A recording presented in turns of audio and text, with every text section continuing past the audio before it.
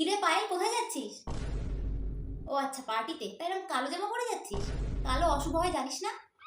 আরে অসভ্য মেয়ে কোথাকার! তুমি তো জানোই সোমার মা, আমার রাহুল কত ভালো পড়াশোনায়, 80%-এর নিচে কখনো নাম্বারই পায় না। তুমি জানো আমার ছেলে আজ অব্দি না কোনো প্রেম করেছে আর নাই কোনো নেশা করেছে। আচ্ছা, তোমার ছেলে করে কি গো?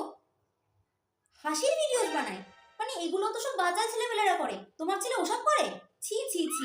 ও জানো, কাল তোমার দাদা আমার জন্য একটা ওয়াশিং মেশিন কিনে নিয়ে এসেছে আর একটা এসিও কিনে নিয়ে এসেছে। গরম তো পড়েই গেল, এই গরমে খুব কষ্ট হয় জানো তো আমার, তার জন্য কিনে নিয়ে এসেছে।